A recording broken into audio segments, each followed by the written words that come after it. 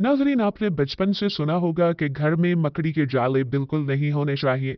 जालों को दूर फेंक देना चाहिए। इस्लामी नज़रिए से भी और साइंसी नज़रिए से भी, मेडिकल नज़रिए से भी घर में जाले बिल्कुल नहीं होने चाहिए। पता है क्यों नहीं होने चाहिए? आप लोगों में से अक्सर ने यह सवाल सुना होगा कि घर में से जाले उतार दें, ये नहुसत की अलामत है। जाले वैसे भी रोजमर्रा की सफाई में उतारे जाते हैं। मगर दोस्तों, आपको क्या पता है कि इसको बुरा क्यों कहा जाता है?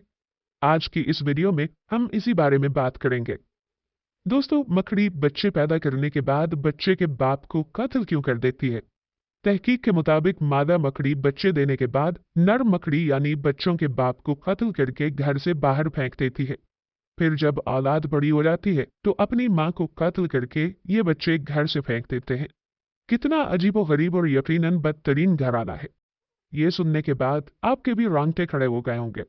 ये हम आपके लिए इसलिए शेयर कर रहे हैं कि आपने ये मालूमात खुद भी सुननी है और दूसरों के साथ भी शेयर करनी है कि घर में मकड़ी के जाले नहीं होने चाहिए। कुरान करीम की एक सूरत है जिसे अनकबूत कहा जाता है। अनकबूत को उर्दू में मकड़ी कहा जाता है। कुरान में अल्लाह सुब्हानहू व तआला ने फरमाया है कि सबसे कमजोर घर मकड़ी का है। कुरान मजीद का मौजज़ा देखिए कि एक जुमले में ही इस घराने की पूरी डेफिनेशन, पूरी कहानी बयान कर दी है कि बेशक घरों में सबसे कमजोर घर अनकबूत यानी मकड़ी का है।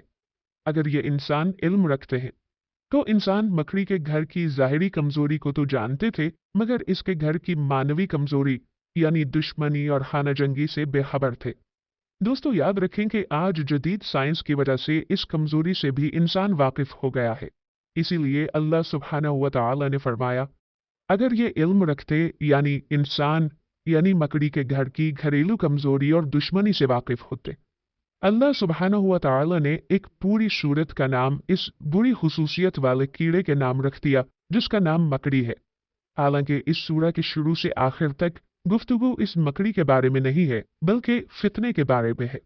सूरत की इब्तदा यूं है कि क्या ये लोग ख्याल करते हैं कि वो इस पर छोड़े जाएंगे, कि उन्होंने कहा कि हम ईमान ले आए और उनको आजमाया नहीं जाएगा।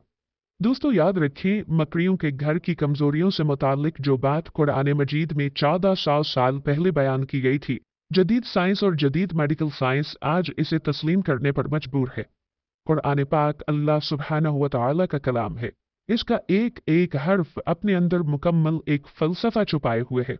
बस जरूरत इस अम्र की है कि कुरान पाक को पढ़कर समझने की कोशिश करनी चाहिए। दोस्तों, ये बात आप लोगों के साथ शेयर करने का मकसद ये है कि मैं आपके सामने गुजारिश करना चाहता हूँ कि अगर आपके घर, ड्राइंग रूम में, गेस्ट रूम में, किचन में या घर के किसी भी हिस्से में अगर मकड़ी के जाले हैं तो खुदारा इसे फेंक दीजिए।